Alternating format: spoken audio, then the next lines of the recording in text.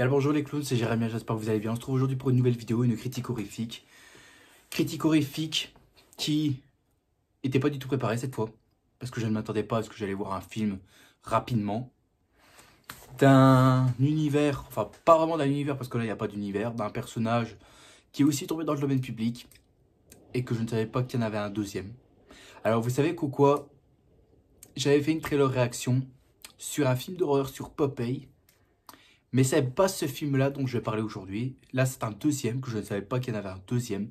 Et celui que j'avais réagi, à savoir Popeye the Slayer Man, il n'est pas encore sorti. Il n'est pas encore sorti, donc il faudra attendre encore un petit peu. Et donc ici, je vais vous parler du deuxième, à savoir Popeye's Revenge. C'est sorti en 2025, c'est réalisé par William Steed. Donc on a un deuxième film d'horreur sur Popeye, dont je ne savais pas du tout. Je ne savais pas du tout. Je viens juste de l'apprendre grâce à la vidéo d'Az l'épouvantail. Je l'ai découvert comme ça en miniature. Je m'étais dit c'est sorti ça, il y en avait un deuxième, je n'étais pas au courant. Et donc du coup, je suis allé sur internet, sur un site de streaming. Je l'ai regardé en voix originale sous-titrée. Et voilà. Voilà. Et donc du coup, je voulais le faire en réaction à chaud. Mais je m'étais dit, la même chose comme j'avais fait avec Mickey ce Mousetrap, c'est ne fais pas une réaction à chaud, passe à la critique officielle, et puis voilà. Et c'est ce que je fais. C'est ce que j'ai fait. Donc voilà, je dis ma relation avec ce film-là. Et en termes de synopsis, eh bien, c'est... On a des jeunes qui vont ouvrir une espèce de camp de vacances dans l'ancienne maison de Popeye, là où il y a eu des massacres par le passé. Et bien évidemment, Popeye va sortir pour massacrer tous ces jeunes. Voilà. Voilà. Simple et efficace. Entre guillemets, je mets bien des guillemets à efficace. Simple et pas besoin de s'emmerder la bite. Voilà. Donc je l'ai vu en streaming et tout ça. Et je m'attendais pas à ce que y allait... Déjà, il est si court. Il dure 1h20. 1 minute 20, putain, qu'est-ce que je raconte. Il dure 1h20 et c'est très rapide. Mais tu le vois pas passer de toute façon le temps. Tu le vois pas passer. Et puis, c'est tout ce que je peux dire pour l'instant. Vous l'avez bien vu à ma tête, hein. Quand on prend un personnage de dessin animé pour en faire un personnage d'horreur. J'ai même pas besoin de me répéter sur cette putain de chaîne. Vous savez très bien qu'au je déteste ce genre de choses. Vous le savez très bien. Bref, on va laisser plus attendre parce que il y aura beaucoup de choses à dire sur ce film-là. Il y aura beaucoup de choses à dire. Autant du négatif que du positif. Je pense que vous avez clairement l'habitude avec moi. Donc on y va. On va commencer par les 3 points positifs.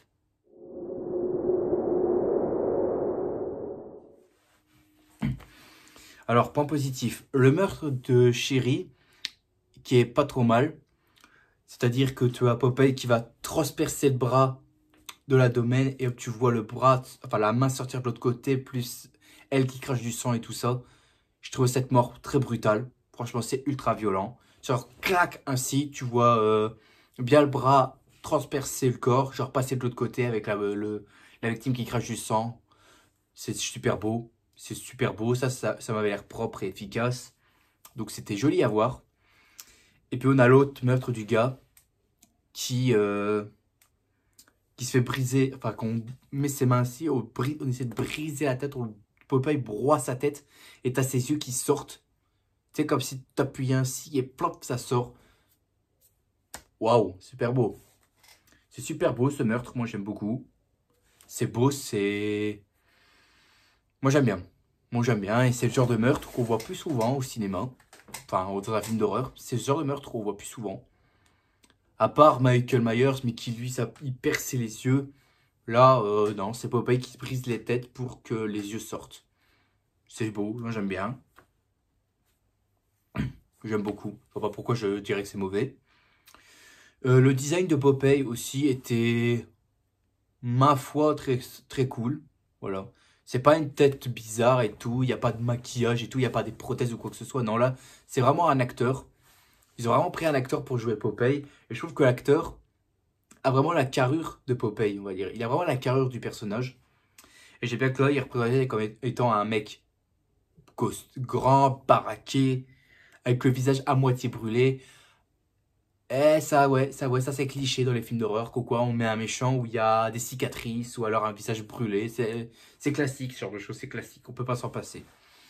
Mais là, je trouve que là, il est respecté. Il a son costume de marin et tout. Il a la pipe. C'est super. C'est super, donc il est respectueux. Et puis la tête, ça va, il a une bonne tête. Même au niveau des avant-bras et tout, c'est génial. Bon, faut pas regarder au niveau des avant-bras parce que ça ressemble à des ballons de baudruche. Ça ressemble à les bras, on dirait les bras d'une poupée gonflable. Donc faut pas trop fixer là-dessus. Hein. Faut pas trop regarder là-dessus parce que ça, c'est vrai que c'est horrible. Et aussi, le fait, c'est que là, il n'est pas caché dans la cabane ou quoi que ce soit. Non, il est caché dans un bateau. Donc, c'est une très bonne idée. Respect dans des dessins animés. Donc, c'est génial. Après, je suis pas plus calé que ça en Popeye. J'ai juste vu quelques épisodes quand j'étais petit. Mais je ne suis pas un grand fan de Popeye. Je ne suis pas spécialement fan. Je sais qu'il protège une fille Olive de malfaiteurs et tout ça. Et que pour le rendre fort, le mec mange des épinards. Donc, j'ai absolument. C'est tout. C'est tout. C'est tout ce que je sais, mais je connais aucun autre personnage de l'univers Popeye. Voilà, c'est tout ça. Tout ça, c'est pour que vous le sachiez. Et puis pour finir, c'est le meurtre de Benny, donc un des jeunes, protagonistes du film, qui a une mort ultra brutale. C'est-à-dire qu'il va se prendre une encre. Ouais, c'est une encre dans les couilles. Et putain, la pointe sur les couilles qui atterrit pile au bon moment. Oh, j'ai eu mal. Et puis après, t'as Popeye qui va arriver par derrière. Et là, il va plonger sa main jusqu'à arracher la colonne vertébrale. Génial. Et après, il lui arrache la tête. Cool. Franchement, c'est le meurtre le plus brutal de tout le film et j'adore. J'adore qu'on dans un film d'horreur, bah, les meurtres doivent être très brutales. Et c'est le cas. C'est le cas, ce meurtre-là est très brutal. Et c'est le plus brutal de tout le film, à mon sens. Après, vous en faites ce que vous voulez, mais moi, je trouve que c'est le meurtre le plus barbare. Comment Popeye lui arrache la colonne vertébrale, c'est génial, je trouve ça cool, je trouve ça génial. Voilà pour les points positifs, mais il n'y en avait pas beaucoup. Voilà, il n'y en avait pas beaucoup, il y en avait 3 comme je l'avais dit. Et maintenant on va passer aux points négatifs.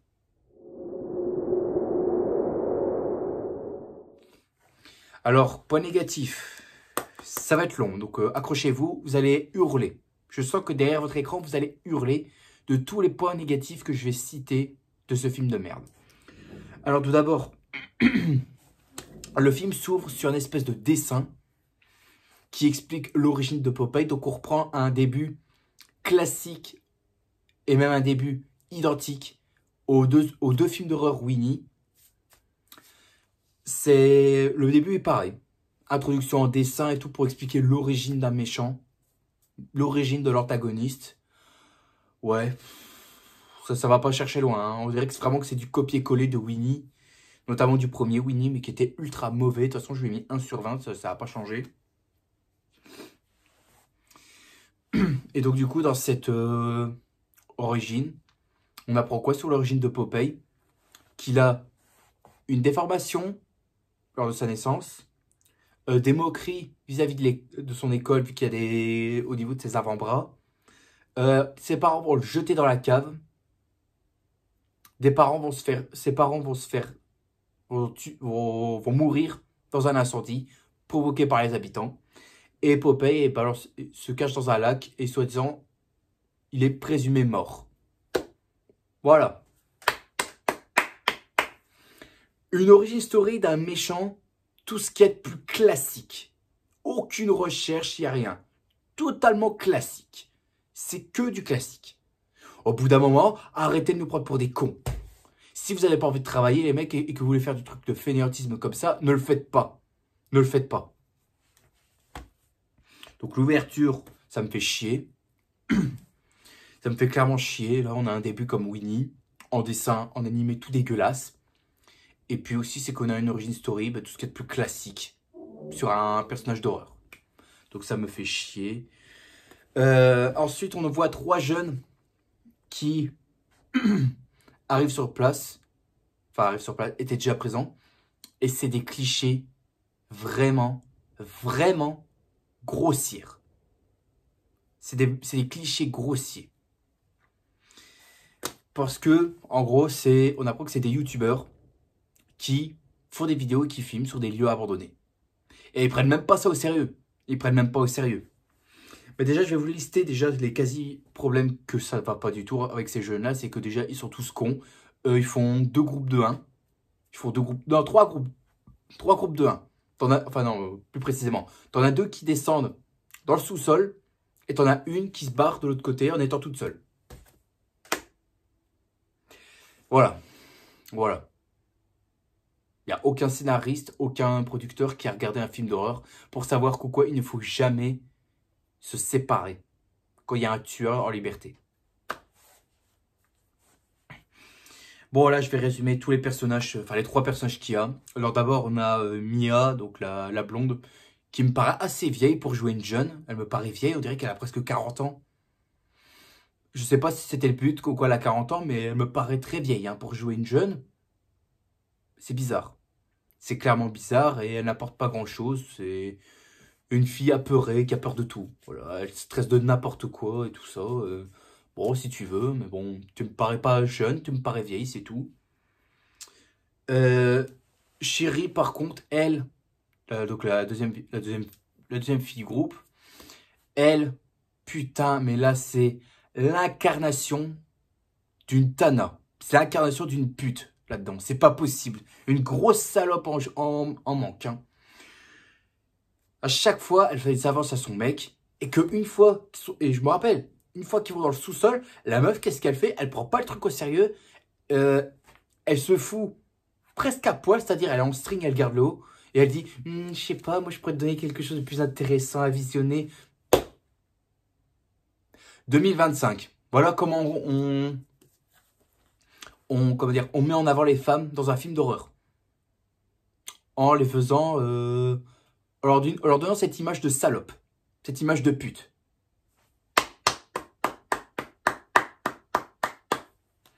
Voilà, donc ça m'énerve tellement, quoi. Donc là, ça fait déjà... À peine ça commence, il y a déjà une femme, c'est une salope. Bravo. Et puis on a son mec, là, qui est une belle merde. Le mec tombe dans le panneau, le mec de sauter sa meuf, et il prend même plus le truc au sérieux. Alors qu'il y a 3 secondes, il était sérieux sur son projet. Et une fois qu'il a vu sa meuf à poil, c'est « Ah, et puis merde, viens, je vais te baiser. » Voilà. Voilà. Donc les 3, c'est des bras cassés. C'est des bras cassés. Faut dire ce qui est. C'est des bras cassés, ils servent à rien. De toute façon, ils se font buter tous les 3, donc tant mieux. Mais par contre, les autres jeunes qui arrivent sur place, qui sont les protagonistes, eux, c'est pas mieux. Hein. C'est vraiment pas mieux. Hein. Parce que ce sont tous des merdes et ça joue tous sur des clichés. On a l'héroïne principale, donc la blonde. On a son copain qui va aller à la fac et il veut que sa meuf le suit. Ok. On a un qui c'est un drogué, un défoncé. On en a un, je vais en revenir après. Lui, c'est le mec sportif, le beau gosse et tout ça. Justement, on a une hystérique qui râle tout le temps parce qu'elle n'a pas de réseau. Elle n'a pas de réseau sur son téléphone. Et les 2 dernières, roulement de tambour, je vous laisse deviner qu'est-ce que c'est. Vous le savez, moi aussi, c'est 2 putes, encore une fois. C'est 2 putes et ça me casse les couilles. Ça me casse les couilles. Et dans le groupe, ça parle tout le temps de tromperie. Hein. Il n'y a que des tromperies dans ce putain de film. Des tromperies. Rien d'autre. Rien d'autre. Rien d'autre. Ça parle de tromperie, ça parle de manque de confiance et tout ça. Un film d'horreur 2025. 2025. Ah, the bill, putain, c'est bon. Bah, je reviens sur le sportif, la Nick. Lui, c'est vraiment le roi des fils de pute, le roi des enculés, le roi des bâtards, le roi des connards, le roi des cocher la caisse qui vous convient le mieux. Voilà. Parce que le mec, il trompe à la fois sa meuf, qui est une salope, mais elle le trompe avec une autre qui est encore plus salope. Donc voilà. C'est comme si tu vas sauter une prostituée, mais qu'elle te convient pas, donc du coup, tu vas en baiser une autre. Voilà, c'est ça. C'est pareil, c'est pareil. C'est pareil. Et puis, je suis désolé, le mec, il a rien à ta beau gosse. Hein. C'est pas un beau gosse, c'est pas un sportif, il y a rien. Il y a rien dans les bras et tout. Le mec est chauve. T'appelles ça un beau gosse? Je suis désolé, il n'y a rien à beau gosse là-dedans. Et puis aussi, c'est qu'on montre que quoi, c'est un mec que quand il est furieux, il tape dans les portes et tout ça. Mais mais vous êtes sérieux? Il y a une séquence où il tape à la porte, genre en étant furieux, et le mec, comment il tape? Comme ça. C'est pas une blague, hein. Il cogne vraiment comme ça. Alors que je sais pas, moi, un acteur qui aurait mieux joué, il aurait cogné plus fort. Non. Il cogne comme ça, cogne comme ça. T'as cru que t'étais en entraînement de boxe ou quoi? Et puis même à un moment, quand il va taper Popeye, pareil, hein. Ah si, comme ça, hein. Même pas toutes ses forces, hein. Donc t'appelles ça un acteur professionnel? Mon cul, ouais, c'est pas un acteur professionnel. Alors, en termes de points négatifs, ce qu'on peut déjà dire aussi, c'est le scénario, comme je vous l'ai expliqué tout à l'heure. Le scénario, pour vous situer, ce que je vous ai dit. Des jeunes décident d'ouvrir un camp de vacances dans l'ancienne maison de Popeye, mais celui-ci va arriver pour tuer tout le monde. Qu'est-ce que ça rappelle? Et je vous jure que c'est pas une blague. Le scénario est un mélange de Hatchet, Détour mortel, Vendredi 13 et bien sûr Winnie the Pooh, Blood and Honey. Voilà. Il n'y a aucune recherche, il n'y a aucune recherche. Le film est un mélange de tout ça et tu vois clairement que c'est un scénario qui n'est pas travaillé. Le scénario n'est pas travaillé du tout. Ça a été fait... on a fait ça sur un post-it, hop, c'est bon. Donc, aucune recherche. Aucune recherche. Et vous connaissez quand il y a un scénario où il n'y a pas de recherche, c'est un scénario où tu te fais chier. Tu te fais chier, il n'y a rien. Et je trouve que c'est le cas.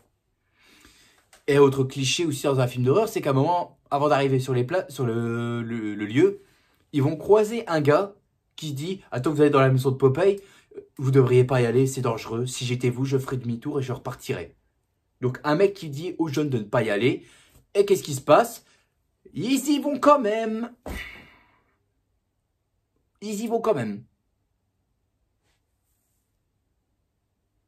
Tiens, William Steed, la putain de chatte à ta mère, voilà. Comme dit The Kerry 78, la putain de chatte à ta mère, voilà. Il n'y a aucune recherche, franchement. T'appelles ça un film d'horreur? Déjà, si t'as pas de scénario, je suis désolé, c'est pas un film d'horreur. Si tu fais qu'un copier-coller et tout, et qu'il n'y a pas d'originalité, pas de recherche, quelque chose comme ça, non. J'appelle ça un plagiat, donc va niquer ta mère, voilà. Et puis la réalisation, oh mais au secours, au secours. La réalisation est la même que pour Mickey, c'est-à-dire que t'as une caméra, mais qui tremble, genre ça tremble et tout, ça s'est même pas cadré correctement, mais t'as l'impression que c'est filmé par un étudiant en fac de Cinoche.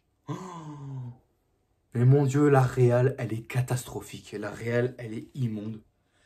Elle est vraiment immonde. Et je me dis, comment on s'est dit que ça va marcher, ce genre de choses. Mais c'est immonde. La réalisation, elle est immonde. Tu sais, c'est comme ça. Tu sais, on dirait que le mec, il n'arrive pas à tenir une caméra. Le caméraman, il savait pas tenir une caméra. Donc il s'est dit, je vais trembler, comme ça va rajouter du stress. Ou alors parce que j'étais stressé, parce que c'est mon premier jour et je sais pas tenir une caméra. Voilà. Ou alors c'est comme s'ils avaient pris un mec random, qui avait jamais fait de cinéma, et qui s'est dit, bah, tu vas être utile, bah, tiens, tu vas tenir la caméra, et hop, il tremble. Et le mec s'est dit, ah, il tremble. Dans cette scène-là, on voit que ça tremble et tout. Oh, c'est pas un problème, ça va pas embêter les gens. Bah, moi aussi, connard, ça me dérange. Et puis ici, on a une ambiance qui fait fan film. Voilà, c'est fan film. C'est une ambiance de merde, comme avec Mickey the Mousetrap, voilà. En fait, on reprend les mêmes conneries que Mickey, mais là, avec Popeye, voilà, c'est les mêmes conneries, c'est les mêmes conneries. C'est les mêmes conneries. Et puis, j'ai même pas besoin aussi de vous dire que là-dedans, tout le monde joue terriblement mal. Il n'y a aucun acteur et aucune actrice qui se débrouille bien. Non, il n'y a personne. Tout le monde joue terriblement mal. J'ai pas besoin de vous le répéter. Voilà.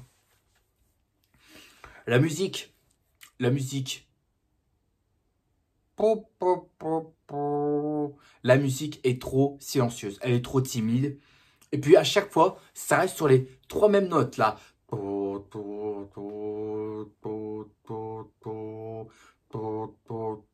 genre. Est-ce qu'on n'est pas sur la composition de The Batman, là? Ou c'est pareil, ça restait sur les 3 mêmes notes? Donc, je sais pas, là, je me demande si le compositeur, lui aussi, n'était pas fatigué. Là, le caméraman est fatigué, donc, coup, on a remplacé par un autre. Et là, le compositeur, je me demande s'il n'était pas fatigué. Parce que ce qui nous a pondu, si certains appellent ça de la très bonne musique, bah, c'est que vous avez de la merde dans les oreilles. Hein, parce que pour moi, c'est une composition de merde. C'est pas une bande son, c'est juste une musique random comme ça. On dirait qu'un mec, tu sais, c'est un mec, t'as l'impression, il a filmé une scène et il s'est dit, je vais mettre des pistes de musique sur cette scène-là et les gens n'y verront que du feu. Et j'ai l'impression que c'est ça en fait. Et t'as l'impression que et il sait même pas gérer le son. Tu sais, il a fait en sorte à ce que le pourcentage du son soit à 10%, du coup on l'entend pas. Pour bien qu'on entende les sons, les voix des acteurs et tout. Mais le son, la musique, on l'entend pas. Bah, si t'es fainéant à ce point, ne fais pas de musique, ne sois pas compositeur. Alors, on voit pour la première fois Olive, donc c'est la fille dont Popeye est amoureux. Et à un moment, elle arrive dans la baraque avec les jeunes, elle entre et elle dit qu'ils doivent partir, sinon ils vont devoir comment dire, affronter la colère de Popeye. Et il se passe quoi? Les jeunes ne la croient pas. Ils ne la croient pas. Et ils l'appellent, ils disent c'est une tarée. C'est une tarée et je sais pas, mais c'était vraiment relou. Déjà qu'il y a personne qui a un bon jeu d'acteur, tout le monde joue terriblement mal. Au bout d'un moment, ça commence franchement à me faire chier, mais à cette hauteur-là. Quand quelqu'un dit Coco, il faut pas rester là, les autres préfèrent l'insulter en disant mais il y a rien et tout, c'est toi dans ta tête, faut te faire soigner et tout. Au début, j'ai cru qu'ils allaient se foutre à rire. Là, à la rigueur, s'ils auraient rigolé, là, j'aurais coupé direct. Parce que j'ai été jusqu'au bout du film. Et c'était long. Croyez-moi, c'était long. Et aussi, pour parler un petit peu de Olive, eh ben, elle n'est pas marquante du tout. Elle ne fait quasi rien. Les coups qu'elle fait, c'est juste hors champ ou alors tu ne l'entends pas. Et dans cet univers-là, Olive, en fait, c'est la sœur de Popeye.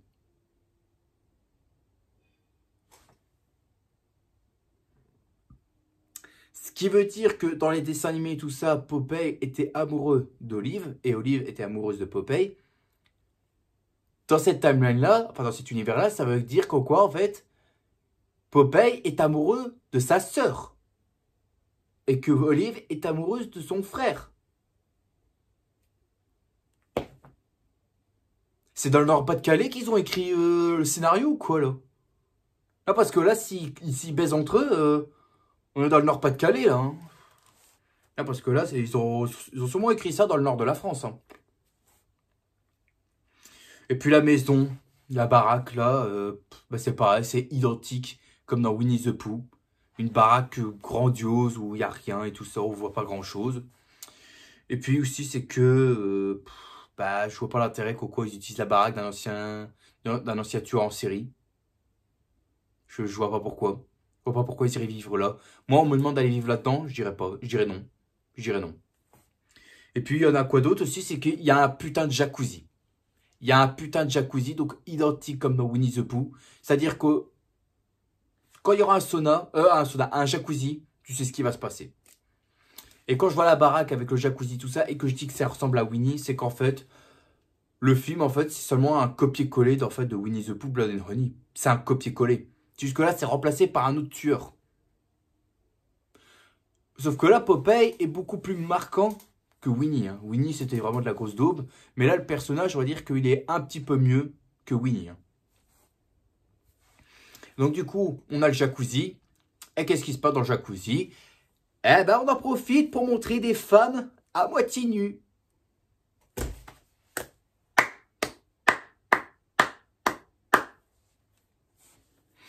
Voilà. Un film d'horreur où là, on veut mettre en avant les femmes nues pour intéresser le public à voir le film. Je recommence.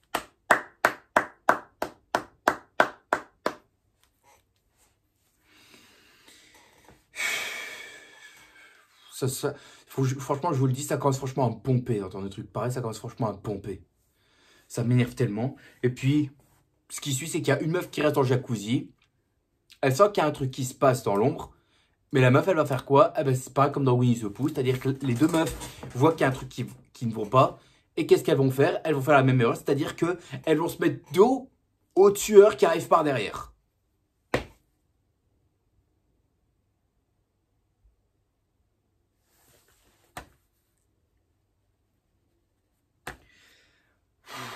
Ça commence franchement à me gonfler. Ça commence déjà à me péter les couilles d'entendre des conneries pareilles. Ça commence franchement à me péter les couilles. Alors, Popeye, à chaque fois qu'il va choper ses victimes, ils attaquent tout le temps par derrière. Tout le temps. Et là, ça a tendance à me gonfler. Parce que une fois, je veux bien. Deux, bon, ça va encore.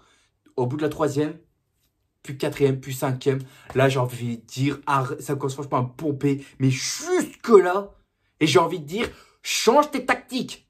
Change ta méthode de tuer. Tout le temps par derrière. Tout le temps dans le dos des gens. Tu sais pas changer ta technique d'approche, ta technique de meurtre. Tu sais pas changer ça. On dirait pas, hein, non. Non, non, il sait pas changer. Hein. Et puis justement, la meuf dans le jacuzzi, donc il s'appelle Sky. Déjà, c'est quoi ce prénom? Donc bref, la meuf va se faire tuer. Et là, c'est le meurtre le plus pourri parce que j'ai pas compris quel est le but du meurtre de Popeye. C'est-à-dire que il essaie de lui couper la gorge, enfin de l'étrangler et de briser sa tête avec une encre. Et 2 secondes après, le mec, il va prendre sa tête pour la noyer.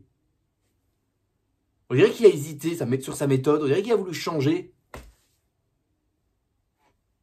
À un moment donné, si tu sais pas comment tuer tes victimes, ne tue pas. Ne tue pas. Si tu sais pas comment les tuer, t'arrêtes ta carrière de criminel. T'arrêtes ta carrière de tueur en série. Par contre, ça m'a fait rire pendant le meurtre, c'est que le mec en profite, il touche les seins. Il en profite, le mec, il en profite. Alors, donc le personnage de Bini, donc c'est le drogué là. Le mec fait de la merde, tout ça pour essayer de se taper une meuf. Le mec devient un pot de colle, il parle de cul et tout ça, il parle de vagin, de bite et tout ça. Et le mec se croit qu'en disant tout ça, il va sortir avec la meuf. Moi je suis désolé, moi je suis du genre gentleman et tout ça, mais je vais jamais parler de ça pour plaire à une meuf. Hein. Ah tiens meuf, tu veux voir ma grosse bite? Oh là. Est-ce qu'il y a quelqu'un qui a déjà eu ça quand on voulait aborder une fille? Est-ce que quelqu'un a déjà eu ça dans votre vie quotidienne? Personne, hein, je crois. Personne n'a eu une approche comme ça. Hein, donc, c'est pas comme ça que tu vas séduire une gonzesse, mon pote. À un moment, il sort. Donc, il sort. Alors qu'on sait très bien qu'au quoi, il y a des gens qui disparaissent et tout ça. Et les jeunes n'ont pas l'air de s'inquiéter. Donc, le mec, il sort tout seul. Ça fait déjà 2 fois. 2 fois. Et il tombe sur le bateau de Popeye. Il va rentrer dedans, il visite un petit peu et tout. Sauf qu'à la fin de la scène, on voit qu'il y avait un cadavre. Donc, et c'est le mec qu'on a vu au début. Et le gars, il l'a pas vu passer. Il ne l'a pas vu. Il n'a pas vu le corps. Tiens, je te donne mes lunettes, comme ça tu vas mieux regarder. Pauvre merde, vous.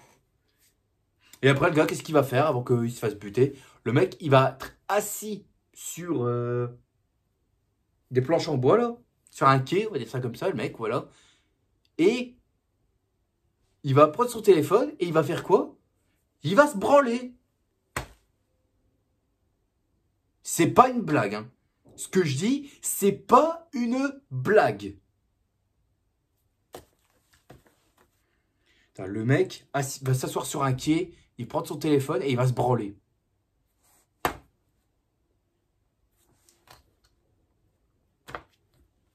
Franchement, qui a écrit ça? Qui a écrit ça? Je l'encule, je l'encule. Voilà.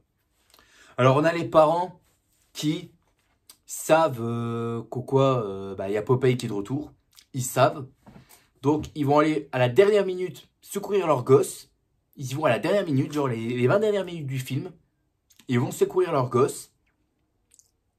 Alors qu'ils savent depuis longtemps que Popeye est revenu. Ils le savent. Et en fait, on apprend qu'en fait, ses parents, c'était ceux qui avaient tué les parents de Popeye au début. Quand ils étaient gosses. Ah non, pas quand ils étaient gosses, non. Quand ils étaient des adultes, quoi. Quand c'était encore des jeunes. Ouais, si tu veux. Et puis aussi, c'est que à la fin, enfin, non, tout le long du film, t'as le père qui demande qu'est-ce qui se passe et tout ça, alors que la pote de la mère savait ce qui se passe. Et la mère refuse de tout dire. C'est seulement à la fin où ils sont vraiment dans la merde, où là, elle révèle tout.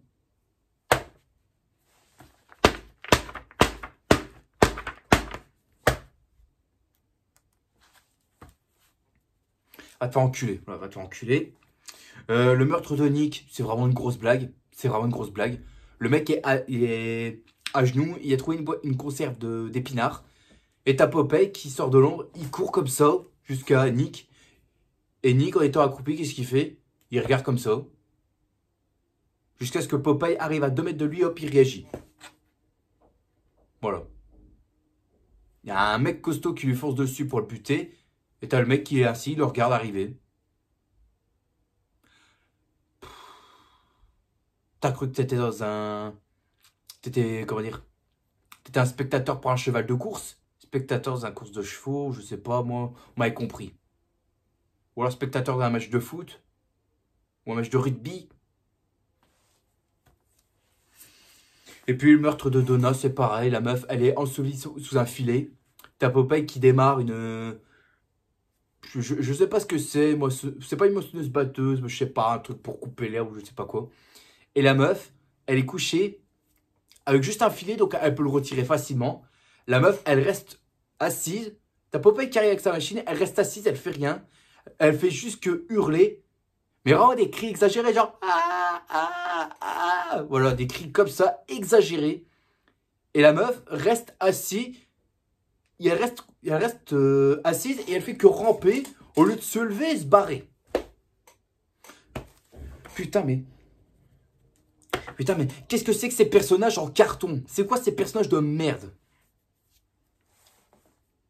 Alors, on apprend aussi à la fin, mais même je le savais tout le long, qu'en fait, Tara, donc la blonde qui est un peu l'héroïne, c'est en fait la fille que Popeye avait qu'elle a protégé Popeye en étant enfant des moqueries, qu'on apprend au début, juste avant que Popeye commette son premier crime, c'est-à-dire étrangler un mec et que ses yeux soient arrachés.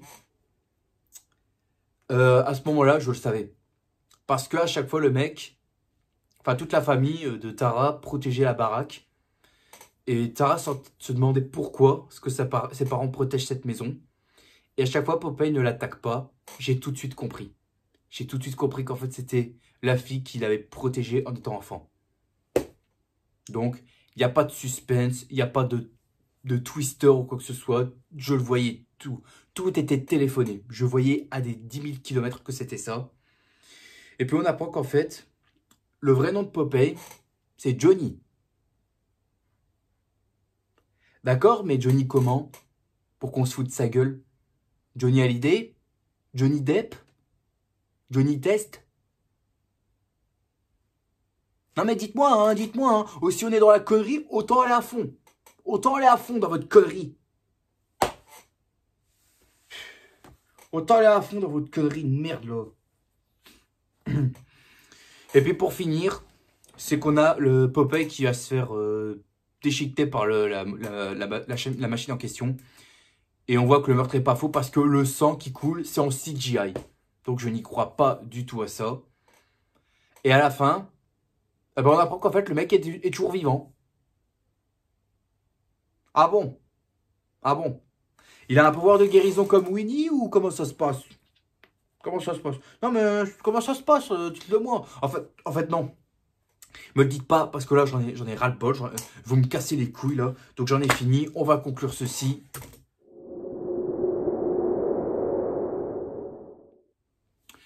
Popeye's Revenge.